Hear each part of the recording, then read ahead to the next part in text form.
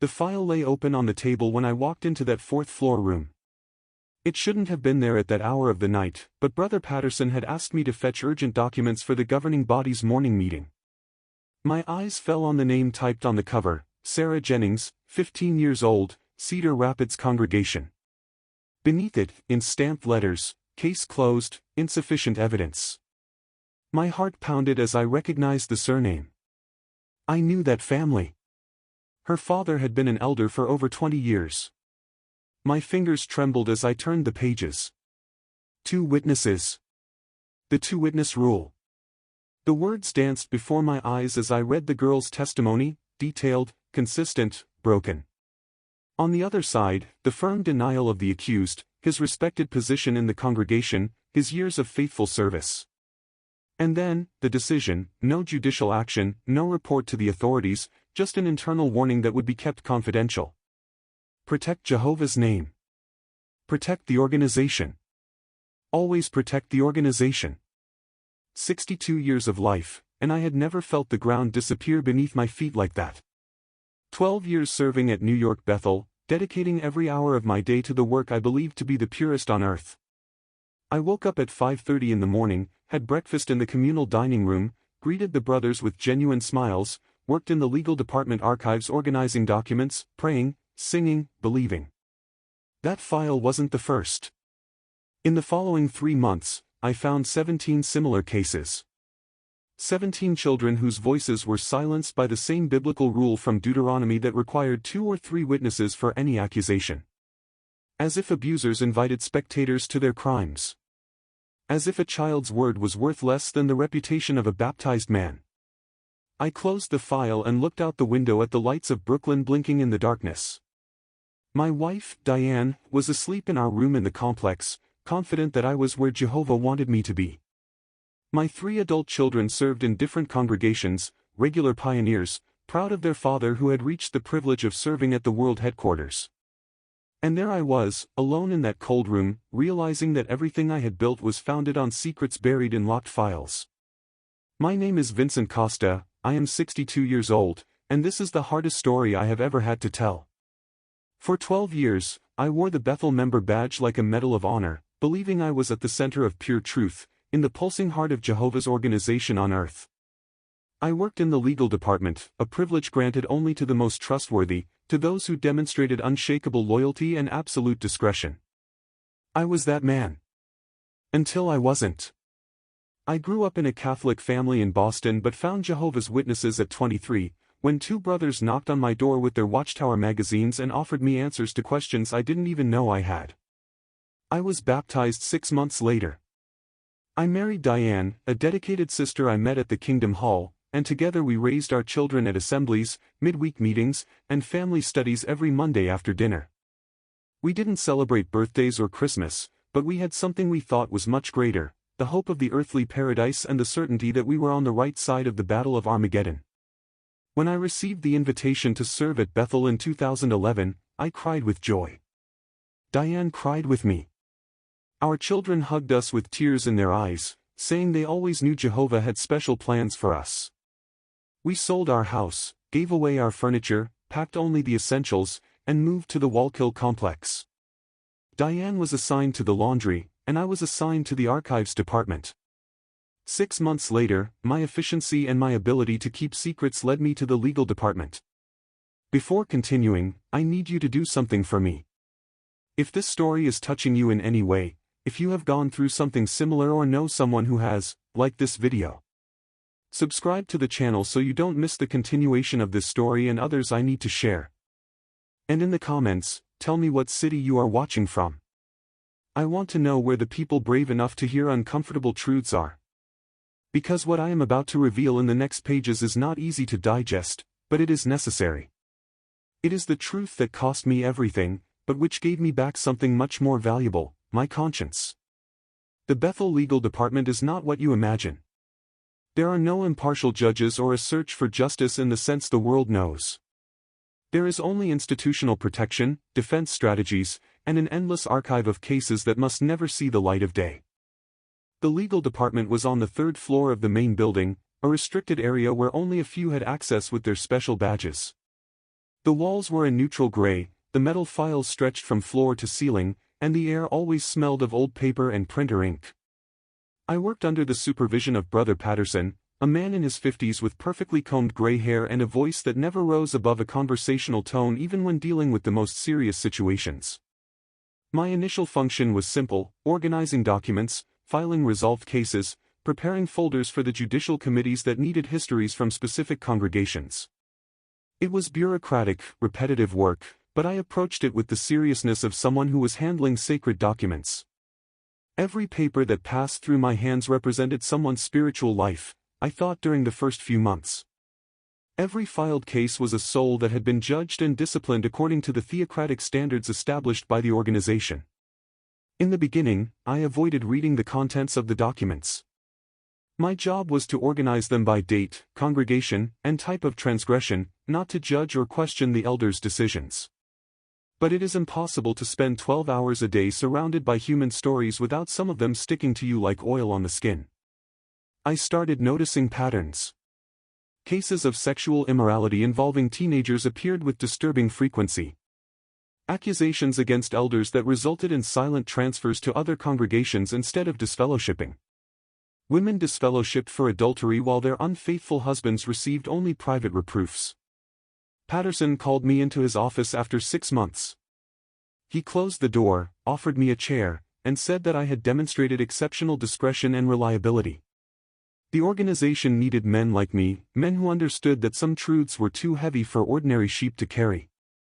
He offered me a promotion. Instead of just archiving, I would start preparing preliminary reports on complex cases that arrived from congregations around the country. I would be exposed to sensitive information, would have access to confidential files that even local elders couldn't see. My loyalty was being tested, he said, and he trusted that I would pass the test. I accepted without hesitation. Diane was radiant when I told her during dinner in the dining room. The brothers at our table congratulated us, saying that Jehovah was clearly blessing my service. That night, I prayed for an hour, thanking him for the trust placed in me and asking for wisdom to deal with the responsibilities that would come.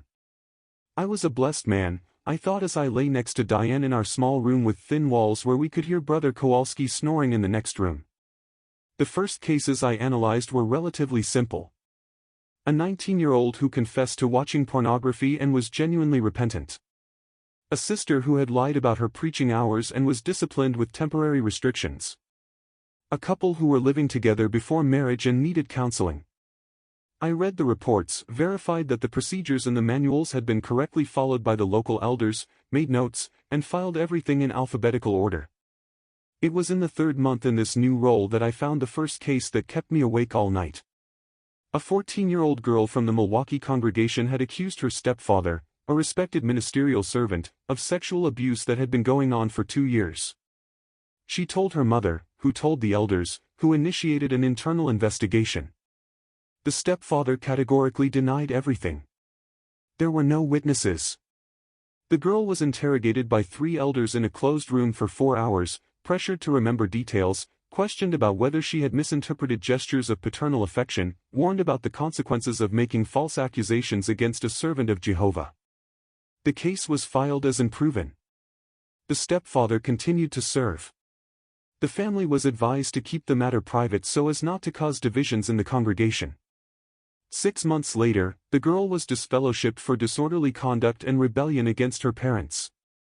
I read that file 3 times, looking for something that would justify that outcome, some detail I had missed that would explain why a child ended up punished while her abuser remained in a position of authority. Patterson noticed my perturbation when I returned the folder. He called me into his office again, closed the door and the internal window with the blinds, and spoke to me with the patience of someone who had had that conversation many times before. Cases involving children were the most difficult, he said, precisely because they touched our emotions in ways that clouded our spiritual judgment. The organization needed to follow biblical principles, not human feelings. Deuteronomy 19 verse 15 was clear. No accusation could be sustained by the word of a single witness. Without 2 witnesses or a confession, there was no biblical basis for judicial action. But what about the authorities? I asked with a hesitant voice. Shouldn't we at least report to secular authorities when it concerned a crime against a child? Patterson smiled with the patience of a teacher dealing with a well-intentioned but naive student. Caesar's laws had their jurisdiction, he explained, but we answered to a higher authority. Involving secular authorities often resulted in negative publicity that harmed Jehovah's name and the organization's reputation. Furthermore, many reported cases did not result in convictions due to lack of evidence, so what was the benefit of dragging the organization's name through the public mud for nothing? I left that conversation with a weight in my chest that I couldn't name. I returned to my cubicle, looked at the unending rows of metal files, and wondered how many stories like that were hidden in those drawers. How many children? How many silences bought with Bible verses?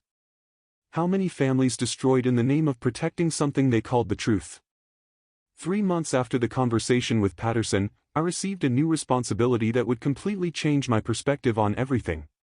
He took me to a locked room in the basement of the building, an area I didn't even know existed. The room had no windows, just 4 gray metal files and an old table with an uncomfortable chair. Patterson opened one of the files with a key he kept on a separate keychain and showed me the contents, dozens of folders with a red label in the upper right corner. These were the most sensitive cases, he explained. Cases involving prominent members of the organization, cases that could result in lawsuits against the Watchtower Society, cases that required careful management and legal strategy. My job would be to catalog these cases in a separate system, create executive summaries that could be presented to the organization's lawyers when necessary, and ensure that no document left that room without express authorization from him or Brother Coleman, who oversaw the entire legal department. I spent the first 2 weeks in that stuffy room reading case after case that left me increasingly nauseous. There was a clear pattern I could no longer ignore. Elders accused of sexual abuse by multiple children over the years, silently transferred from congregation to congregation like the scandalous Catholic priests we so criticized in our publications. Cases of wives beaten by elder husbands, advised to be more submissive and to pray more, while their abusers maintained positions of leadership. Young people disfellowshipped for homosexuality while elders who molested children received private reproofs and continued to serve. One particular case haunted me for weeks. An elder in a Texas congregation named Brandon Mills had been accused by 5 different children over 15 years. Each time an accusation surfaced, he was transferred to another congregation in another state. The victims' families were advised not to talk about the matter to avoid slander and division. No case was reported to the police. Mills continued to serve as an elder until he retired at 70 with a farewell party where he received a gold watch and speeches praising his 50 years of faithful service. I started making copies. I know it was against all the rules, that I was violating the trust placed in me, that I could be expelled from Bethel and possibly disfellowshipped if discovered. But something inside me had irreparably broken. I needed evidence, I needed proof that I wasn't going crazy, that those horrific stories were real and not nightmares my brain was creating. I bought a small portable scanner during a trip to downtown Manhattan and hid it in a suitcase under my bed. Every night, after Diane was asleep, I took the documents I had hidden in my work folder and scanned them silently, saving everything to a flash drive I kept in an inner pocket of my jacket. Patterson began to notice my change in behavior. I was quieter in team meetings, less enthusiastic in comments during the weekly Bethel family Bible study, more distracted during communal meals. He called me in for a private conversation where he expressed concern about my spiritual well-being. Was I having doubts, he asked. Was I letting information about human imperfections obscure my view of Jehovah's perfect organization? I lied. I said I was just tired, that maybe I needed a few days off to recharge my spiritual batteries. He readily agreed and released me for a week. Diane and I went to visit our eldest son in Connecticut. Throughout the trip, I feigned normality while my mind repeatedly returned to those red folders in the basement. My son spoke excitedly about his progress as a regular pioneer, about how he and his wife were considering applying to serve at Bethel too. I smiled and encouraged him while my heart was breaking, knowing that I was about to destroy the faith of my entire family. When I returned to Bethel, something had permanently changed inside me. I couldn't pretend anymore. I couldn't pray anymore without feeling like I was talking to the void. I couldn't sing the kingdom songs anymore without feeling that every word was a sticky lie on my tongue. I continued my work mechanically, cataloging horrors with a neutral face, while planning my exit. That was when I found Sarah Jennings' file that April night. And that was when I knew I no longer had a choice. I needed to leave, and I needed to speak up. Sarah Jennings' file was different from the others. It didn't have the red label of sensitive cases, but it was marked with a stamp I had never seen before: review pending, imminent civil lawsuit. My instinct told me to close it and return it immediately, but my fingers turned the first page before my brain processed the decision. Sarah was 15 when she made the accusation against her father, Malcolm Jennings, an elder and retired circuit overseer. The abuse began when she was 11, shortly after her mother's death from breast cancer. Malcolm Jennings was a respected figure in the Cedar Rapids Jehovah's Witness community, known for his powerful discourses at regional assemblies and his zeal in field service. He had baptized over 200 people throughout his career as an overseer. He had letters of recommendation from members of the governing body. Sarah first told a school friend, who told her non-witness parents, who immediately called the police. The police investigation led to a search of the Jennings house, where they found digital evidence on Malcolm's computer that confirmed at least part of Sarah's allegations. He was arrested and criminally charged. The Cedar Rapids congregation went into shock. The local elders initiated their own parallel investigation while the criminal case took its course. What I read in the next pages made me physically sick. The elders called Sarah for multiple meetings where she was interrogated about every detail of the abuse. They asked what she was wearing. They asked if she had done anything to encourage her father's attention. They asked if she was sure she hadn't misinterpreted normal gestures of paternal affection. All of this while she was only 15 and dealing with the trauma of seeing her father arrested and criminally prosecuted. Malcolm Jennings was eventually convicted and sentenced to 12 years in prison. But within the organization, the elders made a different decision. They discreetly disfellowshipped him, with no public announcement of the specific reason, just the standard format that he was no longer one of Jehovah's Witnesses. The congregation was instructed not to talk about the case to avoid bringing reproach to Jehovah's name. Sarah and her 2 younger siblings were sent to live with aunts and uncles in another state. The part that made me drop the file and run to the bathroom to vomit was on the last pages. Sarah had filed a civil lawsuit against the Watchtower Society, alleging that the organization was negligent in allowing Malcolm Jennings to continue serving as an elder even after multiple families in previous congregations had expressed concerns about inappropriate behavior with children. There were records of these concerns in the organization's files, records that were never shared with the congregations to which he was transferred. The organization knew, or should have known, that Malcolm Jennings was a risk to children, but prioritized his reputation as a spiritual leader over the safety of the sheep he was supposed to protect. The Watchtower Society's lawyers were arguing that the organization had no legal obligation to share confidential information about individual members, that previous concerns had never been proven according to the 2-witness rule, and that responsibility for the crime rested exclusively with Malcolm Jennings as an individual, not with the organization as an entity. They were offering a financial settlement to Sarah in exchange for a confidentiality clause that would prevent her from speaking publicly about the case or the organization's practices. I sat on the cold bathroom floor for 20 minutes, my head spinning with the realization that I was at the heart of a machine that systematically protected predators in the name of protecting God's reputation. It wasn't just an isolated case. It wasn't just a few bad elders making bad choices.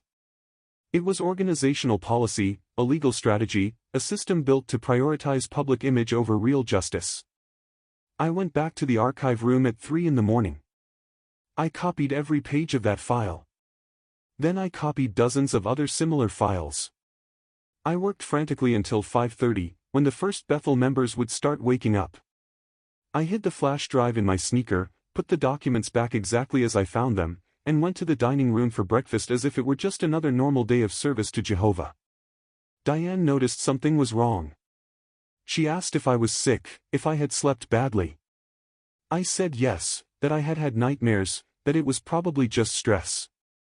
She held my hand across the table and prayed softly, asking Jehovah to give me peace and strength.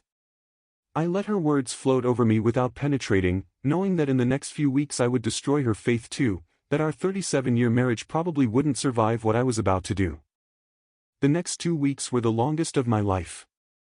I continued my routine in the legal department with robotic precision while internally every certainty I had built over 40 years crumbled like a building in a controlled demolition. I woke up before the alarm, sweating, with fragments of nightmares where children screamed behind locked doors that I couldn't open. During the morning meetings of prayer and Bible discussion with the Bethel family, I moved my mouth forming the words of the songs without producing sound, hoping no one would notice that I had stopped genuinely participating. Patterson started watching me more closely. Several times I caught his eye fixed on me during communal meals in the dining room, an expression of concern or distrust that I couldn't fully decipher. He called me into his office again, this time with a different approach. He sat next to me instead of behind the desk, placed his hand on my shoulder with paternal familiarity, and told me he was worried about my spiritual well-being. Several brothers had commented that I seemed spiritually discouraged, that my zeal for service had visibly decreased. He asked me directly if I was having doubts about the organization. The room became very quiet, only the gentle hum of the air conditioning filling the space between us. I could have lied again, fabricated some excuse about health problems or family concerns. Instead, I heard my own voice saying words I hadn't planned to say. I asked him how he managed to sleep at night knowing how many children had been sacrificed on the altar of organizational reputation. The silence that followed was dense like wet cement. Patterson slowly removed his hand from my shoulder, his face going through a series of expressions ranging from surprise to disappointment and finally to something that looked like genuine letdown. He stood up, walked to the window overlooking the Bethel complex, and stood there with his back to me for a long minute. When he finally turned around, his voice was different, colder, more administrative. He told me that I was showing clear signs of apostasy, that my critical attitude towards theocratic guidelines was evidence that I had allowed independent thinking to contaminate my loyalty to Jehovah. He offered me one last chance. I could meet with him and Brother Coleman to discuss my concerns in an appropriate manner, submit my reasoning to spiritual correction, and work to restore my faith through intensive study and prayer. Or I could continue on my current path and face the inevitable consequences. I asked what those consequences would be. He didn't hesitate. I would be immediately removed from the legal department, transferred to manual labor in the maintenance sector while my spiritual situation was evaluated, and eventually asked to leave Bethel if I didn't demonstrate genuine repentance. If my doubts persisted and I expressed them to others, a judicial committee would be formed and I would likely be disfellowshipped for apostasy. My family would be instructed to cut contact with me. My decades-long friends would disappear from my life. I would become like someone dead to everyone I loved. I left that room knowing that my time at Bethel was over. I went back to my cubicle, packed my few personal belongings into a cardboard box, and went to find Diane in the laundry room. She was folding white sheets with other sisters, humming a kingdom song, her face illuminated by the peace that comes from an unflawed faith. I asked to speak with her privately. We walked to a small garden on the perimeter of the complex where we sometimes took our morning walks. I told her everything. Every case I had read. Every abused child. Every predator protected. Every family destroyed. Every secret buried in locked files. She listened in silence, her face going through all the emotions mine had gone through weeks earlier. When I finished, she was very quiet for a long time, looking at the flowers in the garden as if they could offer some answer I hadn't given. Finally, she asked if I was sure. If there wasn't some explanation I was missing. If I truly believed that Jehovah's organization, which had given us hope and purpose for 40 years, was deliberately protecting child abusers. I replied that not only did I believe it, but I had proof. I showed her some of the documents I had printed, hidden in my backpack. She read them in silence, tears streaming down her face, her hands trembling as she turned the pages. When she finished, she looked at me with an expression I will never forget, a mixture of love, terror, and loss. She said she needed time to process, that she didn't know what to think or feel, that her whole life was unraveling on those pages before her eyes. I asked if she would leave with me, if we would start over together far from there. She couldn't answer. She just hugged me tight and cried on my shoulder as the sun set over the Bethel complex, casting long shadows over the only world we had ever known. We left Bethel 3 days later, in the middle of the night, like thieves fleeing a crime scene. There were no formal goodbyes, no leaving party, no speeches thanking us for our years of service. Patterson had made it clear that our departure would be treated as an administrative removal due to personal needs, and that any attempt to speak with other Bethel members about our reasons would result in immediate legal action for breach of confidentiality and defamation. Diane packed our lives into 3 suitcases and 4 cardboard boxes. We had no home to return to, no significant savings after years of living on basic needs provided by Bethel. Our son in Connecticut offered us temporary shelter, but when we called him that afternoon and explained we were leaving Bethel, the silence on the other end of the line was louder than any scream. He asked why, his voice tight with a mix of confusion and fear. I started explaining about the legal department, about the cases I had discovered, but he interrupted me abruptly, saying he didn't want to hear anything that could contaminate his faith. I tried with our other 2 children.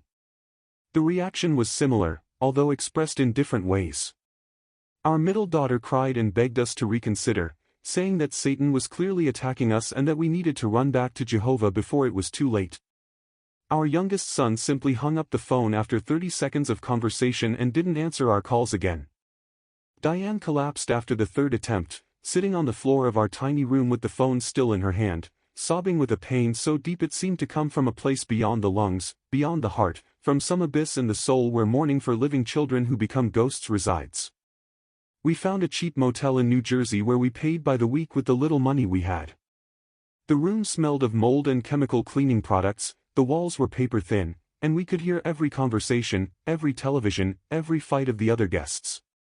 We spent the first few nights just sitting on the hard bed looking at the yellowed walls, trying to process the magnitude of what we had lost.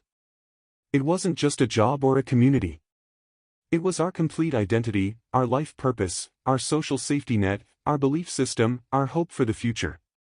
During the day, I looked for work while Diane tried to figure out how to apply for government benefits we had never needed before. We quickly discovered that 62 years with no recent employment history outside the religious organization was a death sentence in the job market. My skills were archiving and organizing confidential documents for an institution I couldn't use as a reference and that would probably say terrible things about me if someone called asking for information. Diane had spent the last 12 years folding clothes in the Bethel laundry and before that was a full-time pioneer, which meant unemployed in the real world's vocabulary. News of our departure spread through the Jehovah's Witness network like wildfire in dry grass. Within 2 weeks, we were formally disfellowshipped for apostasy at a midweek meeting in the congregation we belonged to before going to Bethel. We were not present, we were not allowed to defend our position, there was no due process in the sense the secular world would understand. Just a cold announcement, Vincent and Diane Costa are no longer Jehovah's Witnesses. The congregation knew what that meant. No contact. No conversation. No public acknowledgement of our existence. We were now the walking dead, people to be avoided as carriers of a contagious spiritual disease. Our children stopped answering our calls completely. Decades-long friends blocked our numbers. Diane tried to visit one of the sisters she had served alongside in the laundry, a woman she considered her best friend. The door was opened only a few inches, held by a security chain, and the sister said through the crack that she could no longer talk to us, that she was praying for us to return to Jehovah, but that while we were in our apostate state she needed to protect her own spirituality. The door closed softly, but the sound of that lock clicking echoed in Diane's head for weeks. I knew I needed to do something with the information I had collected. I couldn't just keep that flash drive in a drawer and pretend the stories there didn't exist. I searched for lawyers specializing in cases against religious organizations, investigative journalists, support groups for abuse survivors. Most didn't return my calls. The ones who did were cautious, explaining that suing or publicly exposing the Watchtower Society was notoriously difficult due to their religious freedom protections and their virtually unlimited legal resources. I finally found a lawyer in New York who had worked on several cases involving clerical misconduct in different religions. He reviewed the documents I had copied and was silent for a long time, his eyebrows furrowed in concentration. When he finally spoke, he said the material was explosive but problematic. I had obtained the documents illegally, violating confidentiality agreements I had signed when I started working in the legal department. Using those documents in court could result in legal action against me personally. And even with all that evidence, proving that the organization had legal responsibility for the acts of individual members was a steep battle that few won. But he also said something that changed my perspective. He said that truth matters, that conscience matters, that sometimes doing the right thing has a high personal cost but that the cost of doing nothing is even greater.